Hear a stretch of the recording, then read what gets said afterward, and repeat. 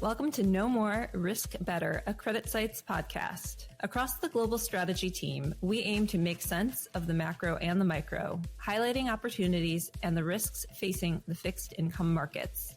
As the macro makes headlines, we leverage our network of experts across Fitch Solutions to better understand economic trends, rates gyrations, geopolitical events, and how these factors impact corporates.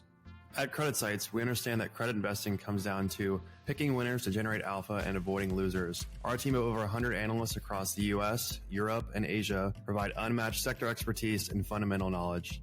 In our weekly podcast, the strategy team offers a look at the conversations we have with our colleagues, including analysts, fellow strategists, economists, and leveraged finance market experts. If you want to know more so that you can risk better, you'll want to give this podcast a listen. Hello, everyone, and welcome back to the Know More, Risk Better CreditSights podcast. This is Winnie Cisar, Global Head of Strategy at CreditSights. And today I have a dream team dynamic duo of banks experts. We have Peter Simon, our head of U.S. banks, and Iris Shi, a senior banks analyst, focusing in part on the credit card payment processors, the Visas, the MasterCards of the world. And today we're going to attempt to answer the question that everybody has right now, which is what on earth is going on with the U.S. consumer? We all know that U.S. consumer momentum has been much stronger than a lot of people anticipated for going on a few years at this point. But it seems that there is definitely a building wall of worries between some inflationary forces being a bit sticky, the jobs market looking a little bit confusing, some debt delinquency headlines continuing to pop up here and there. So we're going to try and figure out what exactly is going on in the consumer from a bank's perspective, from a card perspective, and just from a broader macro perspective. So Iris, Peter, thank you so much for joining me today. Thanks for having us. Thank you. Awesome. Let's get right into a speed round question. And I gave this one a little thought. What are 3 words that best describe the state of the U.S. consumer right now? In my head, I have the consumer ABCs. Consumer is all right, but confusing. Peter, what do you think? Yeah, that's a good one. I would say hanging in there. Hanging in there, yep. How about you, Iris? I would say bifurcated, adaptive, and resilient. The old consumer bar. I appreciate that. We can all belly up to the consumer bar after we do this podcast. Oh. All right. So let's get into some of the banking narratives. So Peter, we are through banks earnings season. We've had this mix of headlines and sentiment around the U.S. consumer being, really quite negative. Especially when we look at some of that soft sentiment data. But the bank narrative has been, I would say, much more constructive, kind of almost universally. What are some of the key data points that are supporting that more constructive take from banks? Sure. I think you framed it exactly right. I think there is a bit of a disconnect between some of the headlines, certainly the sentiment numbers, and then what the banks are seeing when they look at the consumer from their perspective. So I think I would just point out a few things that the banks are citing when they look at consumer health. First and foremost is just employment. So we're still in a relatively benign point as far as unemployment in a low to mid 4% range. Obviously, there's a lot of discussion, justifiably, on what the direction might be going forward. But there's no question that it's starting from a relatively strong place that is generally helpful to consumer credit. Second would be consumer balance sheets. So obviously, a lot of discussion about inflation eating into those savings and those cash balances. But what we see is for income tiers, aside from the lowest income tier, aside from the kind of 0 to 20 percentile, all the other groups have grown considerable cash balances since pre-COVID, up 30 to 40% in nominal terms, and that slightly still outpaces inflation. So we still see liquidity relatively in a relatively good place for all consumer groups, except for that lowest tier, which doesn't have as much of a read through for the banks, because they're not driving spending as much and they're not driving borrowing as much, especially for the larger banks. The payment rates were unusually elevated during COVID and declined after that. And they've stabilized at still relatively high levels relative to pre-pandemic. So what that says is that, we're not seeing a consumer that's unable to service debt or unwilling to service debt at the moment. Those are, I think, some of the underlying factors that the banks are looking at that says, things look relatively calm right now. All right. So relatively calm from banks for a number of pretty solid reasons, but I would like to dig into the balance sheet dynamics a little bit more because we have seen some headlines, right? We had this period of kind of credit erosion post-pandemic. There was a little bit of worry there, but then banks started to report, I would say, improvements in credit quality, some lower delinquency rates, some lower loss rates. And that's really been a trend kind of since the second half of 2024. How are we thinking about the outlook for 2026? Are we continuing to improve or just in this kind of more steady state period of stabilization? Or should we get a little bit more worried that there's going to be a renewed round of deterioration? I would expect stability in 2026. So, you framed it well in terms of the last few years. What really drove things was the increased borrowing activity, increased borrowing and lending activity coming out of the pandemic. That came along with some looser underwriting standards. And so those vintages, kind of late 2021 into 2022, had higher loss content. So but what's happened over time is that starting in 23, banks and lenders tightened their underwriting criteria. Loan growth slowed considerably. More recent vintages over time have less and less of that weaker post-COVID vintage included in the overall portfolio. So what you end up with is that's been a tailwind that drove considerable improvement from late 2024 into through 2025. So as we stand now, that improving vintage dynamic, I think there's a little bit left for that to improve things, maybe in the next first half of this year. Eventually, what will be more impactful is just the macro environment and where employment trends. So I think by kind of the second half of this year, it'll largely depend on just the macro conditions. So potentially could be set up for a little bit of improvement in the first half of the year, a little bit of weakening in the back half of the year, but we don't really see a catalyst for a severe worsening. Right. Always good to hear that there's no catalyst for a severe worsening for sure. And it is kind of clear as mud right now because macro conditions, we're recording this on the Monday after the Supreme Court's ruling on tariffs. And I think markets are kind of confused about where we go from here for a number of reasons. And that policy certainty, which I think was a lot of people hoping to bring some stabilization to the labor market. Maybe we're not necessarily going to get that in the near term, but does that mean we're just still in this kind of low fire type environment? So Iris, I'll bring you in now because I'd love to hear about the spending side of the equation. I think that some people were really surprised by December retail sales. They were kind of disappointing. They missed consensus estimates. Is that consistent with what you're hearing on the purchase volume trend side, especially for the card processors? Sure, that's a great question. Right, I think December retail sales data came in weaker than expected, but picture from banks' purchase volumes and the transactions processed by Visa and MasterCard was actually more optimistic. So if we start with banks and we look at the fourth quarter of 25 alone, money center banks and major consumer lenders such as Capital One, Synchrony, they all reported mid to high single-digit growth in purchase volumes. So spending through the holiday season was upbeat as well. And I think the card processors' transaction data also indicated that. And if we zoom out to full year 2025, I would say similar rate of spending growth. And so it's in the mid-single digit range, depending on which lender you're looking at.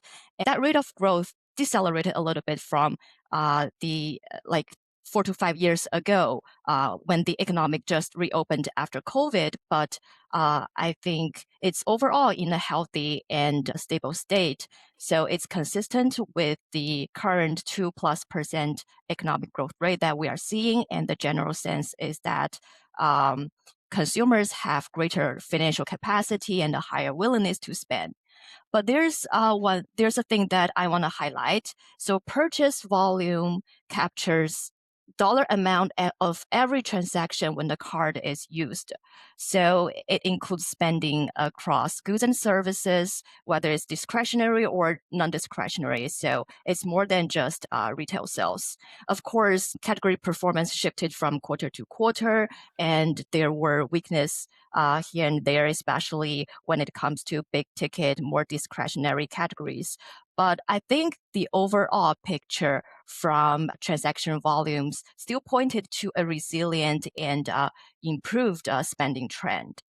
And starting in 2026, obviously the January snowpocalypse caused some disruptions in spending, but it seems that the impacts were not outsized.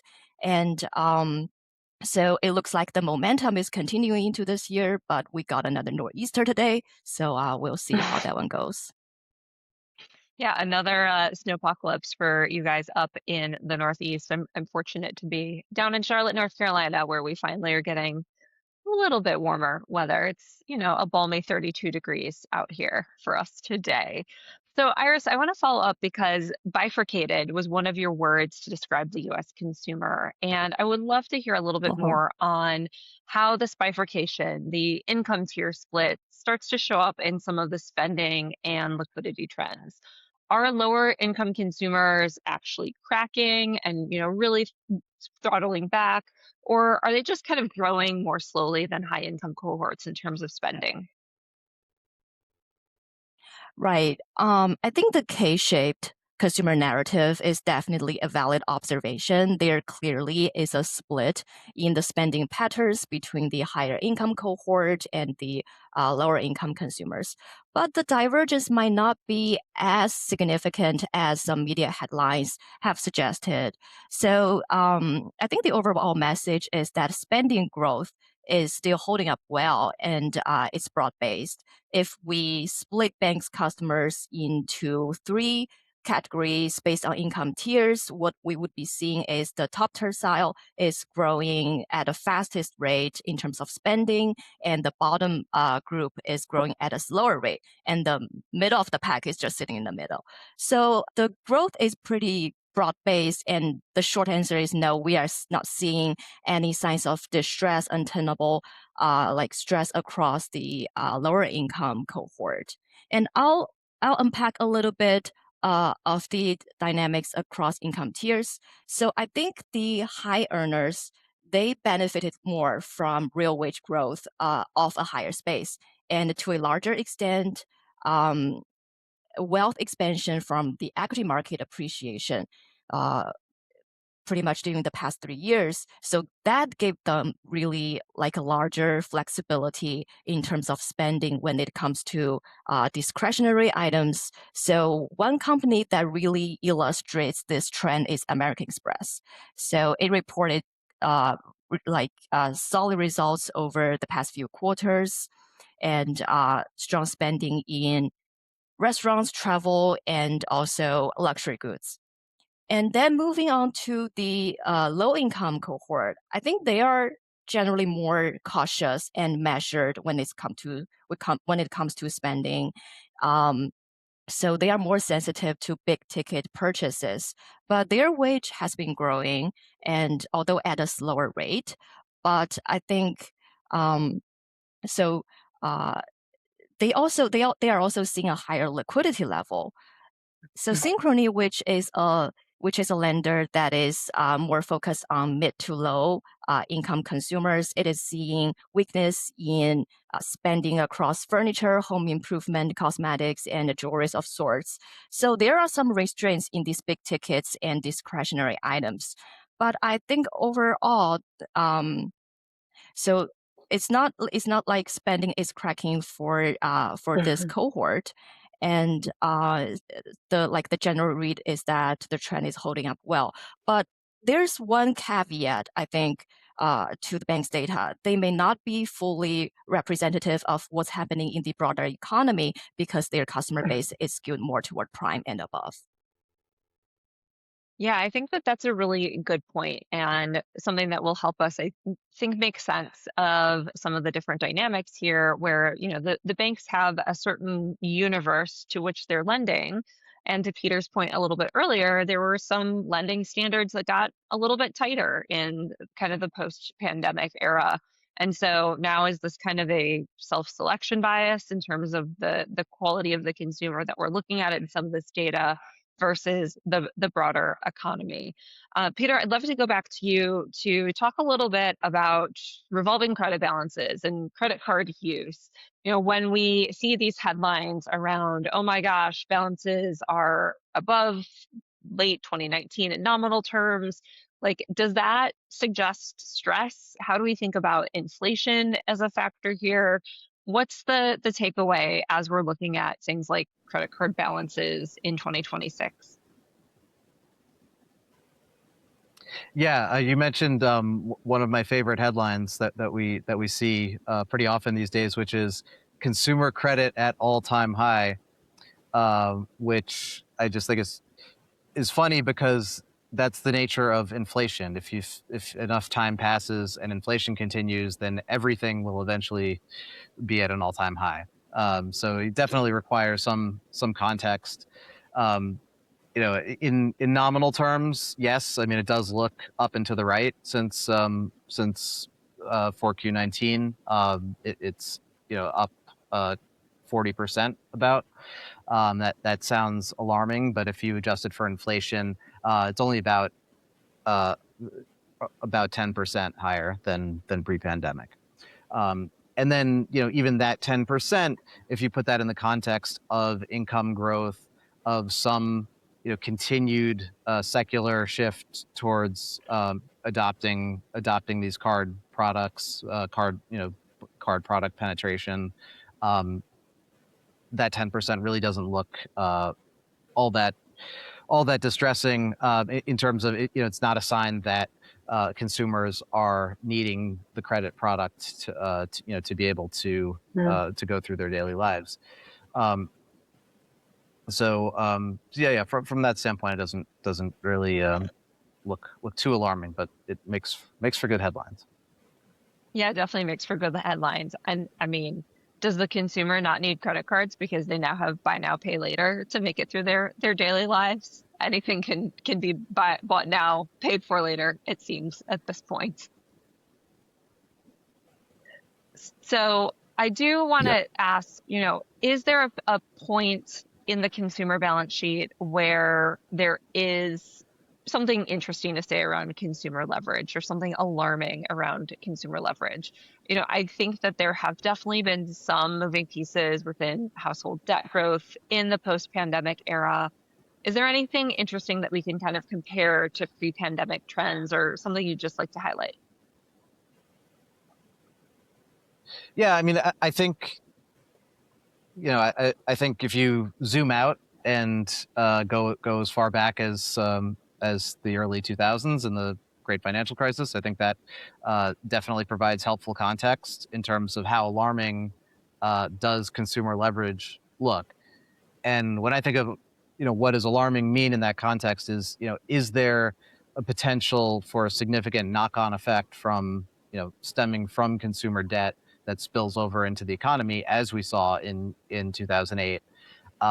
And I don't see it. And the reason is that there has been secular deleveraging of the consumer that happened post 2008. the behaviors changed. Consumers were less willing to take on that type of debt, and there was much less willingness on the part of lenders to provide it. So you had, consumer or household debt to GDP around 100% at the peak in 2008. That declined sharply post 2008 and is now around 70%. So still much lower than what we saw there. And then it looks benign also when you put it in the context of spending. So one thing we like to look at is revolving credit compared to PCE as a measure of spending.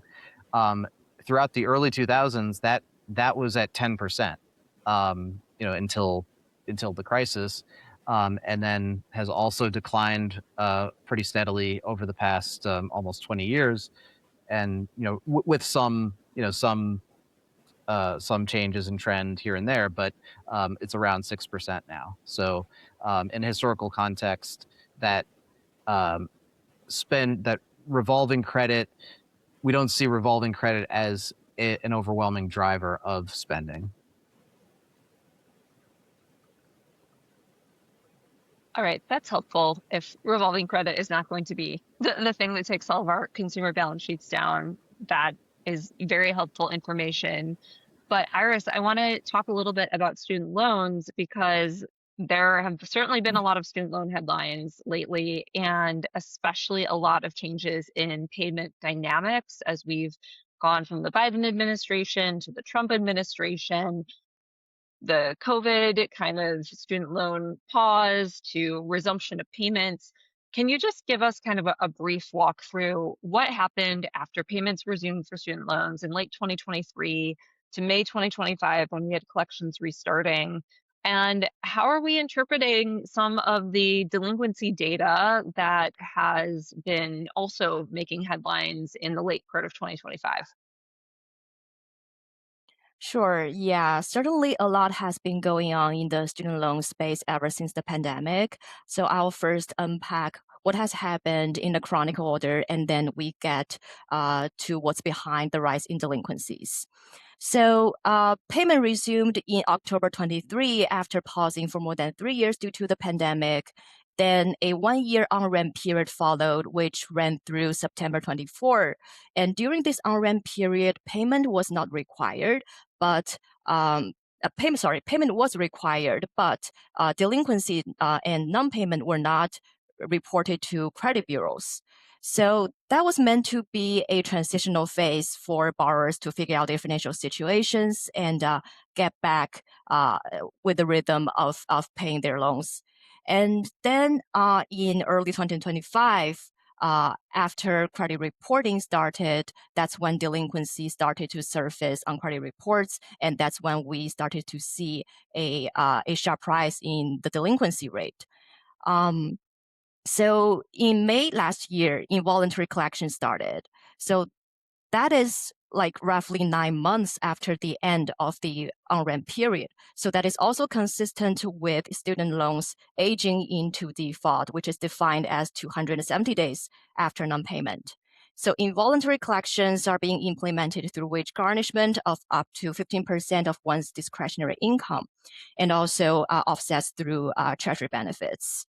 And fast forward to this year, early 2026, President Trump announced a temporary pause to such involuntary collections. I think the intention is to give borrowers some additional time for debt relief before the administration rolls out a set of reforms to student loan system.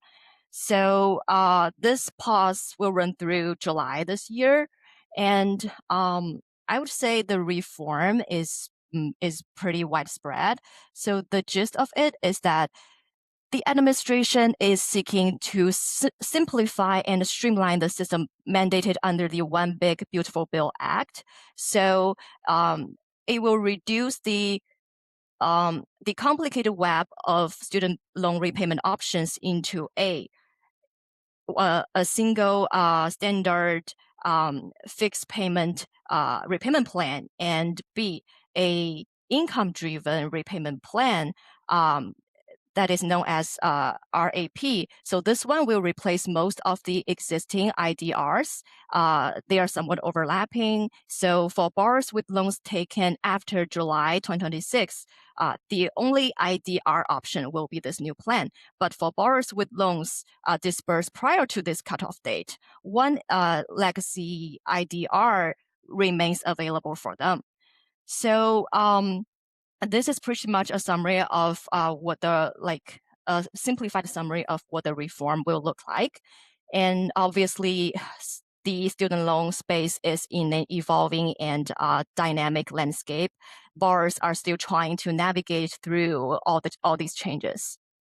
And then moving on to delinquency rate, it stood at 9.6% in December 25. So that's elevated. It's a jump from basically over below 1% in December 24. And I think there are many factors contributing to the sharp rise. Some are related to financial and economic challenges, but I do feel that there are technical frictions and behavioral and operational factors coming into play, and they might have played a bigger role in this. So not to downplay all the economic factors. For one, cost of living and cost of education have gone up substantially over the past few years. In some cases, there's a mismatch between the cost of a degree and the job placement, and youth unemployment has been elevated, but that unemployment rate is not at an alarming level if we're looking through historical context through the past 1 to 2 decades following the global financial crisis. So are they the root cause? Probably. So there's a question mark to that. And on the other hand, I think the student loan system, it is highly complicated and it is evolving. So ever since payment resumed, there have been a wave of changing policies, a number of repayment options, and various loan forbearance programs with different eligibility. So, and some of those loan forbearance programs is being litigated, and some borrowers might still be holding on to the hope of finally getting a, loan forgiveness. So all of that, I think they are adding to the confusion and the uncertainties for borrowers to figure out a pathway to finally pay off their debt. And on top of that, there are these operational and administrative challenges. Surveys are showing that some borrowers have limited awareness of IDRs, even though they need them. Some have been struggling to apply them, or experience delays in or hurdles in their applications being processed. So I think overall, with all these behavioral, operational, and technical frictions, there are a lot of noise existing in the student loan system. So I wouldn't necessarily call out the current elevated delinquencies as a precursor for credit collapse or anything. I think it would be, it would be good for us to see what happens going forward after the reforms settle out a bit and how this delinquency curve is going to trend. And just if we go back to the delinquency number, it's 9.6% at December, right? But this number is actually 1 to 2% lower than the pre-pandemic average running through 2017 to 2019. And it is also, it has come down a little bit from 10% in the second quarter of 25. So there's a bit of improvement, but of course, 1 or 2 quarters do not make a trend. We'll have to see what the curve goes forward. Yeah, I think it's really going to be very interesting to see what happens with the administration. We all know that we're in a midterm election year. It's part of the recent hiatus on those kind of payment requirements, part of midterm election strategy overall. I guess, Iris, just like one kind of student loan question for you, like, do you just view this more so as a discretionary headwind for consumers? Or is there a scenario in which the student loan stress that we're seeing is actually a broader credit contagion risk? Right. So I think at this point, it is unlikely for student loan repayment to cause spillover risk to other consumer lending categories. So it would be more of a cash flow reallocation issue than real affordability or debt serviceability concerns. So, and also it will be a headwind on spending and savings for those highly leveraged and financially struggling household, especially when collections resume going forward. So I think also the resumption of student loan repayment will delay big purchases like auto and home ownership for some. But broadly speaking, there always will be a tail group of consumers who are struggling financially. But there is the IDR plans for them to help manage their loans, although some reforms are underway. But payments are flexible under these plans, and they are being capped at a reasonable percentage of their income levels. So I think it all comes down to employment conditions. As long as employment continues to hold up stable, I think the student loan contagion risk to other consumer lending categories will be limited. And actually, Synchrony Financial, its recent commentary on the industry conference is somewhat reassuring. So Synchrony noted late last year that it is not seeing a divergent performance in its credit card portfolio between those who have student loans and those who don't have student loans. And so the performance is quite consistent. And for all these reasons, I think for now, I would not expect the student loan situation to move the needle for consumer credit overall. Yeah, that's an interesting stat around the portfolio of student loan borrowers versus non being kind of relatively similar overall. So, Peter, I know that we have alluded to the labor market weakening as a potential downside risk to the more constructive base case. Do you have other downside risks that you're monitoring? And then, of course, the labor market actually does weaken more, which is kind of my base case for this year. What would be the first few places that you'd expect to see that delinquency and loss trend reaccelerate? Yeah, I mean, as I spelled out earlier, you have the technical factors that lead into credit quality, which is essentially how much, when we see rises in lending, we tend to see deteriorated credit quality on the back of it. Those technical factors still, as I mentioned, look stable going forward. So I really do think it will, the performance of consumer credit quality will come down to macro conditions going forward. Employment, not just employment, but income trends as well. Whether inflation, what direction inflation goes in, will have a factor as well. I think where I would be watching for any signs of stress that actually impacts the banking system or that has an impact to bank credit quality is more so in the middle of the income tiers.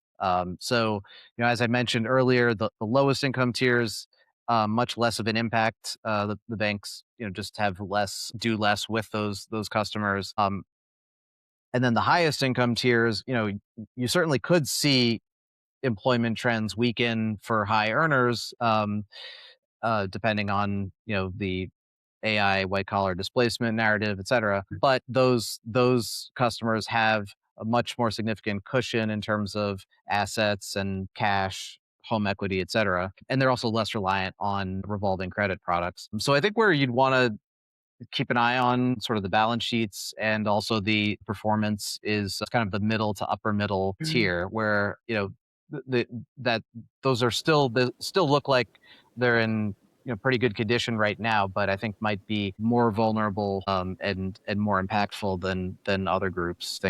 If things take a turn. Yeah, absolutely. I think that is a great takeaway, especially as we are thinking about the types of jobs that may not necessarily be replaced, but kind of put on hold as companies try to figure out this whole AI trend and how we can drive productivity and efficiency using technology. All right, let's do one more speed round to wrap it up. And that would be, what is an underappreciated risk to consumer health in 2026? I personally am focused on that reverse wealth effect. I think that we have all been very focused on equity markets go up and up and up, real estate prices go up and up and up. if there's some stalling out there, that would be especially difficult for some of those kind of middle upper tier consumers who have been driving the economy and strong banking performance and results. So that would be mine. Peter, what are you thinking as an underappreciated risk to consumer health in 2026? I think one thing that might be a little bit underappreciated is just generational dynamics. So, I think when you look at the consumer debt burden by age group, it does certainly look different for kind of Gen Z, 18 to 29 range. That is the group that is most impacted by student loans. You could argue that the mismatch between how much student loans they have relative to, we don't know what kind of job market, how that's going to evolve in the next few years.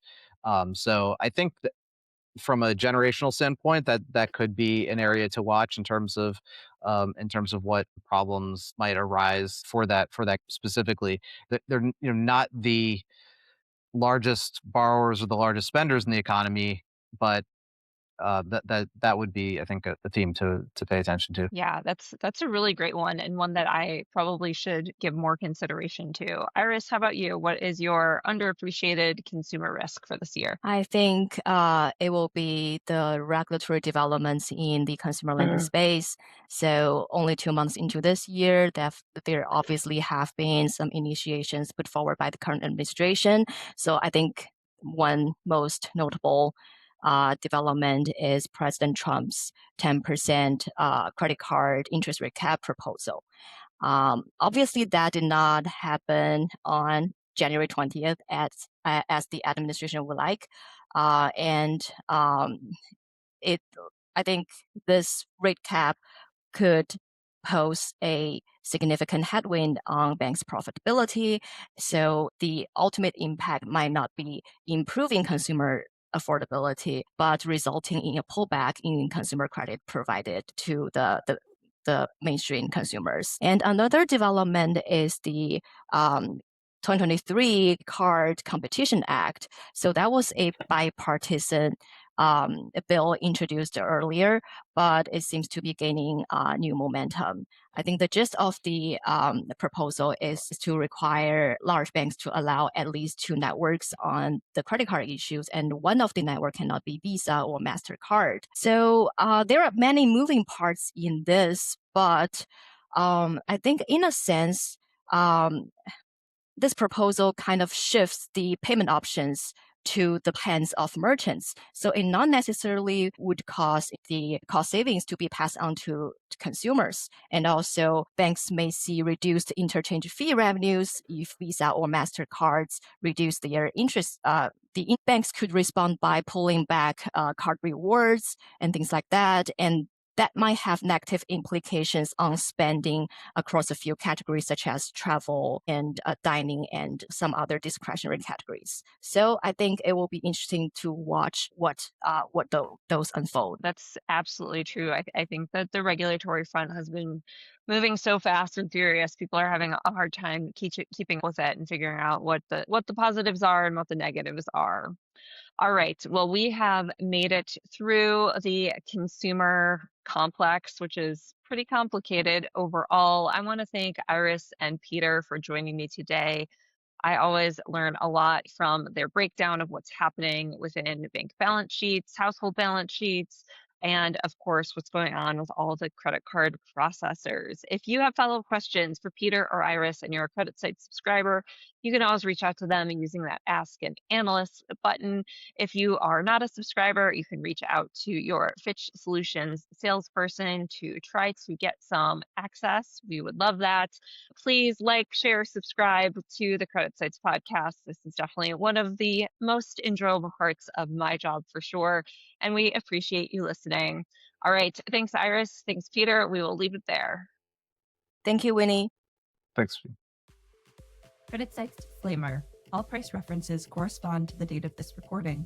This podcast should not be copied, distributed, or reproduced in whole or in part Neither CreditSights nor its affiliates makes any representation or warranty as to the accuracy or completeness of any information contained in this podcast. CreditSights is not providing investment, legal, accounting, or tax advice, is not providing research or making any recommendations, nor is CreditSights offering or soliciting any transaction with respect to the purchase or sale of any security. The receipt by this listener of this podcast is not the giving of advice by CreditSights or its affiliates.